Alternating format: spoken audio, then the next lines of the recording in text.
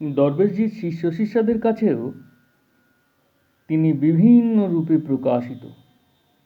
কেউ তাকে জানেন গুরুজি বলে, যে গুরু তাকে হাত ধরে ধর্মের পথে ভগবানের রাজ্যে নিয়ে যাচ্ছেন। কেউ বা তাকে বাবা বলে ডাকেন, শিশু সন্তানের মতো তাঁর মধ্যে আশ্রয় খোঁজেন। এমনও আছেন যারা প্রকাশ্যে না হলেও নিভৃতে তাঁর সঙ্গে আরও অন্তরঙ্গ সম্পর্ক পাতিয়ে আরাম পান। অনেকেই তাঁকে ঠাকুর বলে জানেন, প্রভু বলে মানেন। সাবধানী ভক্ত বলবেন, এইরকম বিবিধভাবে গুরুকে আস্বাদন তো নতুন কথা নয়। এই সমস্ত ভাব তো পরস্পর বিরোধী নয়।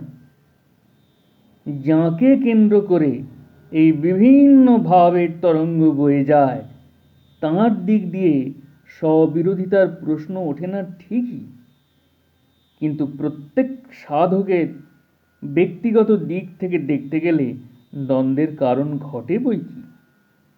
স্বামী অসীমানন্দজি ও দরবেশজির ব্যবহারিক সম্পর্কের কথা ধরা যাক।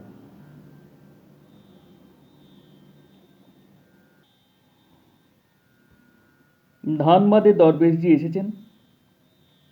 পুরুলিয়া থেকে তাঁর শিষ্য চিত্তসন্তোষ মিত্র অন্নদা চক্রবর্তীকে, গার্হস্থ্যাশ্রমের অসীমানন্দকে দরবেশজির কাছে নিয়ে এসেছেন। গোস্বামী প্রভুর শতবার্ষিকী উপলক্ষে পুরুলিয়ায় উৎসব করার কি ব্যবস্থা করা যায় তার আলোচনার জন্য। দরবেশজি অন্নদাকে প্রথম আলাপে আপনি বলে সম্বোধন করলেন, কিন্তু অন্নদা তার প্রথম সম্বোধনেই দরবেশজিকে তুমি বলে ডাকলেন। অসীমানন্দ বলেছেন যে দরবেশজিকে তার এমন আপন বোধ হলো যে আপনি বলার কথা তার মনেও এলো না। সহজ সরল ভাবের এ অতি স্বাভাবিক প্রকাশ। অথচ দরবেশজির অনেক শিষ্যই অসীমানন্দের এই তুমি সম্বোধন সহজভাবে মেনে নিতে পারেননি। তারা এ নিয়ে অসীমানন্দের উপর বিরক্ত হয়েছেন, দরবেশজির কাছে নালিশও করেছেন। দরবেশজি নালিশের উত্তরে বলেছিলেন, বেশ তো, তোমাদের যদি অন্নদার তুমি বলা ভালো না লাগে, তবে অন্নদা যখন আমার সঙ্গে কথা বলবে তোমরা তখন সেখানে থেকো না। এই উত্তরে নালিশ বন্ধ হয়েছিল, কিন্তু মনের ক্ষোভ হয়তো মেটেনি। যার যেই ভাব সেই সর্বোত্তম, তটস্থ হইয়া বিচারিলে আছে তরুতম। শ্রী শ্রী চৈতন্য চরিতামৃতের এই শ্লোকটির ব্যাখ্যা দরবেশজি একবার করেছিলেন মেদিনীপুর জেলার কান্তড় গ্রামে। কান্তড় গ্রামটি দুর্গম। 30-35 বছর আগে দরবেশজি যখন সেখানে কয়েকবার গিয়েছেন, তখন গ্রামটি দুর্গমতর ছিল। এখানে দরবেশজি একটি সাধনাশ্রম প্রতিষ্ঠা করে গেছেন। একবার দরবেশজির আগমনের পর স্থানীয় একটি বৈষ্ণব ওই শ্লোকটির অর্থ তাঁকে জিজ্ঞাসা করেন।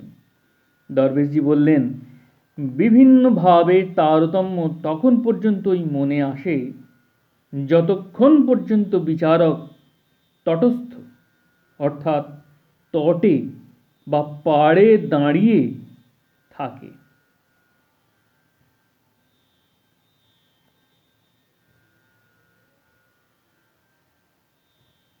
বিচারক নিজে ভাবুক হয়ে ভাবের সাগরে নেমে পড়লে আর তারতম্য বোধ থাকে না, অর্থাৎ বিভিন্ন ভাবের তরঙ্গের কোনটা বড় কোনটা ছোট এ বিচারই আসে না। তটস্থ থাকাতেই এই ভালো মন্দ ছোট বড় বিচার থাক না বিচার। এই বিচার আছে বলেই দরবেশের বহু রূপের আস্বাদন, তাকে বহু রূপে আস্বাদন। আর কে না জানে যে অনন্ত ভাবের রাজ্যে কোনো একটা ভাবই চিরদিনের নয়। আজকের যে দাস সে কালকের সখা ও তার পরদিনের দ্বৈত।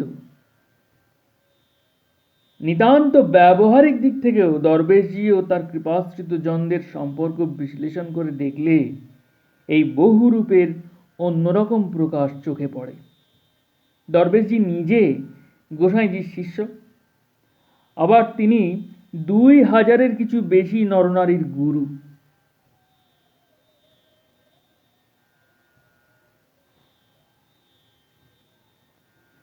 ধর্মের যে কোনো প্রচলিত পন্থায় যিনি চলতে চান ও গুরুকরণের প্রয়োজন অনুভব করেন, তাঁর অবশ্যই ভগবান সম্বন্ধে একটা নির্দিষ্ট বা অস্পষ্ট সংস্কার থাকে।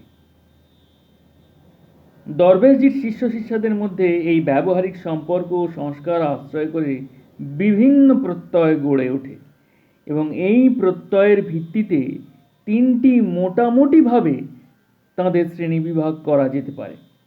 প্রথম দল মনে করেন ভগবান একটি সম্পূর্ণ পৃথক বস্তু।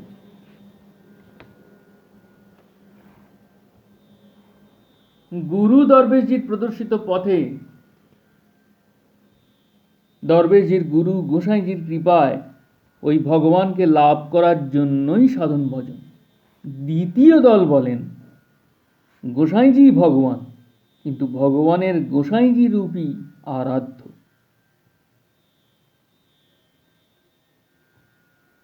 গুরু দরবেশজি সেই আরাধ্যের কাছে নিয়ে যেতে সাহায্য করছেন অথবা হাত ধরে নিয়ে যাবেন। তৃতীয় শ্রেণীর অন্য দল ভাবেন যে দরবেশজি স্বয়ংই ভগবান কিংবা গোসাইজি রূপী ভগবানের তিনি অভিন্ন, সুতরাং দ্বিতীয় বা তৃতীয় কোনো সত্তার আরাধনা নিরর্থক।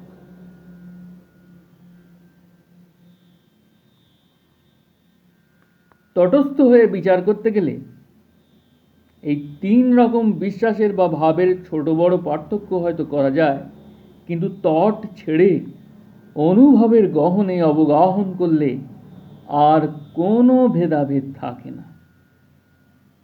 ভগবানের কথা যখন উঠেছে, তখন গোসাইজি প্রবর্তিত সাধন পন্থায় ভগবানের স্থান কোথায় এ আলোচনা প্রাসঙ্গিক মনে হয়। গোসাইজি বলতেন, যা সত্য তাই ব্রহ্মধর্ম। সত্য বলে উপলব্ধি না হওয়া পর্যন্ত ভগবান বিষয়ে যা কিছু সংস্কার বা ধারণা, তা সবই অসত্য কল্পনার বস্তু হয়ে দাঁড়ায়। গোসাইজির আরেকটি আবশ্যিক উপদেশ, নিজেকে কোনো সম্প্রদায়ভুক্ত বলে মনে করো না। সম্প্রদায় কি? ভগবান সম্বন্ধে যে কোনো ধারণার কেন্দ্রবিন্দুতে থাকে ভগবানের কোনো না কোনো প্রচলিত বা অপ্রচলিত রূপের কল্পনা। এমনকি যারা নিরাকারবাদী তারাও অবচেতনে কোনো জ্যোতি বা রূপের মুগ্ধ পূজারী। এই বিভিন্ন রূপের বা রূপাশ্রিত বিভিন্ন গুণের আরোপ করে উপাসক তাঁর ভগবানকে গড়ে তোলেন। একই রূপের উপাসক মণ্ডলীকে ঘিরে যে একটি বা একাধিক দল গড়ে ওঠে, তাদেরই সম্প্রদায় বলে বলা হয়। গোসাইজির উপদেশের তাৎপর্য হলো যে ভগবান বলে প্রচলিত কোনো একটি রূপ বা সংস্কারকে অন্ধবিশ্বাসে যেন গ্রহণ না করা হয়। সত্য যা, তা সাধকের কাছে সতই প্রতিভাত হবে। যতদিন তা না হয় ততদিন উপলব্ধ নয়। অথচ পরিচিত যে কোনো মূর্তি বা রূপ আশ্রয় করা বা অবলম্বন করা কল্পনার বা অসত্যের রাজ্যে বাস করা, নিজেকে সাম্প্রদায়িক গণ্ডিতে আবদ্ধ করে সত্যের স্বাভাবিক স্রোতকে ব্যাহত করা। গোসাইজির সাধনে তাই ভগবান বলে কোনো নির্দিষ্ট সংস্কারকে স্বীকার করে নেবার প্রয়োজন হয় না। বরং ওরকম সংস্কার থাকলে সাধকের অসুবিধা হতে পারে। গোসাইজি পরিষ্কার বলেছেন, আমাদের এই সাধন সম্পূর্ণ গুরুকৃপা সাপেক্ষ, নাস্তিকেও এই সাধন করতে পারে। দরবেশজি বলতেন এবং একাধিক চিঠিতে লিখেওছেন যে তাঁর পরিবেশিত সাধনের উদ্দেশ্য পরাশান্তি লাভ। তিনি কথা বলেননি যে ভগবানকে লাভ করা বা জানার উদ্দেশ্যই সাধন ভজন করা।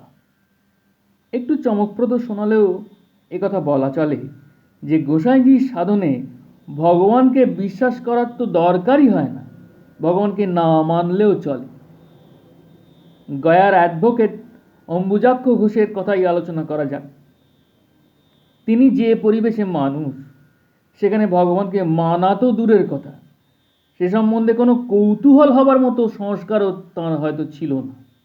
অথচ তাঁর কলেজ জীবনের বন্ধু নিরঞ্জন বসু, যিনি উত্তর জীবনে সন্ন্যাস নিয়ে নিখিলানন্দ সরস্বতী হয়েছিলেন, এবং তাঁর বাল্যবন্ধু কুমুদিনী ঘোষ, এই দুজনের পাল্লায় পড়ে তিনি দরবেশজির সংস্পর্শে আসেন।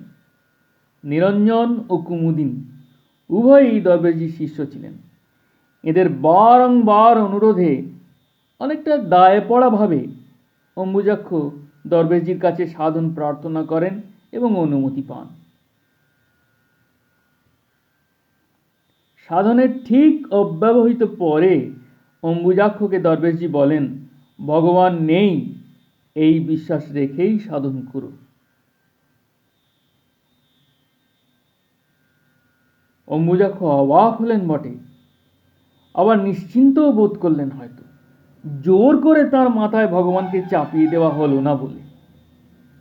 গোসাইজির সাধন পন্থায় পথিকের ভগবানকে প্রথমে বিশ্বাস করে নিয়ে বা মেনে নিয়ে পথ চলা শুরু করতে হয় না বটে, কিন্তু চলতে চলতে বা চলার শেষে, যদি শেষ বলে কিছু থাকে,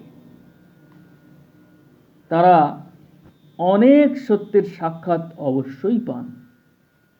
সেই উপলব্ধ সত্যই তাঁদের ভগবান বা ইষ্ট। এই সাধনে ভগবানকে ধরে নিয়ে তাঁর দিকে এগিয়ে চলার নির্দেশ নেই, বরং ভগবান বা ইষ্টকে নিজে এগিয়ে এসে সাধকের কাছে ধরা দেবার আয়োজন আছে। ভগবানকে লাভ করা বা পাওয়ার জন্য এই সাধন নয়, কারণ সদ্গুরুর কৃপাপ্রাপ্ত জনেরা ভগবানকে পেয়েই আছেন। সেই পাওয়াটা কি বা কেমন তা বোঝার জন্যই যা সাধনের প্রয়োজন।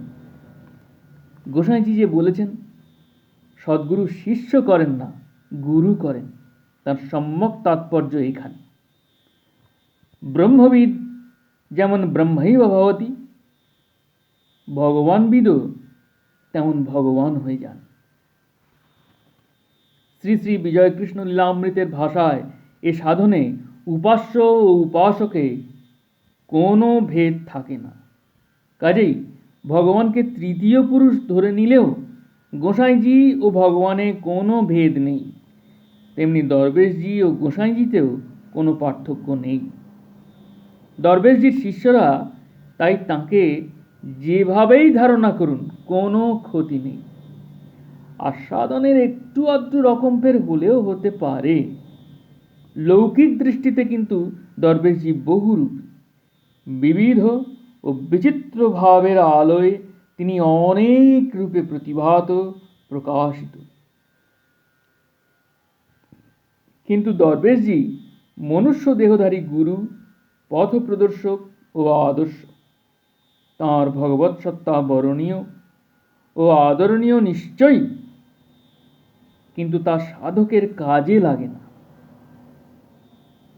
অবতীর্ণ ভগবানও নরলীলায় পুরোপুরি মানুষের মতো, সাধারণ মানুষের মতো আচরণ করেন। তিনি তা করেন বলেই সাধক মানুষ তাকে অনুসরণ করতে চায় ও চেষ্টা করে। আদর্শ পুরুষ বা গুরুর ভগবৎ সত্তা সম্বন্ধে একটা সম্ভ্রম থাকা সত্ত্বেও সাধক ভাবতে পারে যে তারই মতো ভালো মন্দ, দোষ ত্রুটি মেশানো যে মানুষটি গুরুর পর্যায়ে পৌঁছেছেন কিংবা ভগবানের মতো হয়েছেন, তাঁর কথিত ও প্রদর্শিত পথে চলতে পারার সামর্থ্য তারও হবে। এই ভরসাতেই সাধকের পথ চলা সম্ভব হয়। ভগবানের মতো অপরিচিতের অসাধারণের ধরণকরণ সাধককে বিস্মিত করলেও আকৃষ্ট করে না, সচেষ্ট করে না। মানুষ ধরার জন্য ভগবানকে তাই পুরো মানুষ সাজতে হয়। সবার উপর মানুষ সত্য, এ বাণীর তাৎপর্য এখানেই। সিদ্ধদের জন্য ভগবান, সাধকের জন্য মানুষ গুরু। দরবেশজি একবার শিষ্য পরিবৃত অবস্থায় বসে আছেন। এমন সময় দর্শনার্থী একজন প্রশ্ন করলেন, আপনার শিষ্যদের মধ্যে কজন সিদ্ধ হয়েছেন? দরবেশজির তৎক্ষণাৎ উত্তর, সকলেই সিদ্ধ, শুধু খোসা ছাড়িয়ে নেবার অপেক্ষা। খোসা ছাড়ানো সিদ্ধরাই কি মানুষ গুরু ছাড়া অন্য কোনো ভগবানে আসক্ত হন?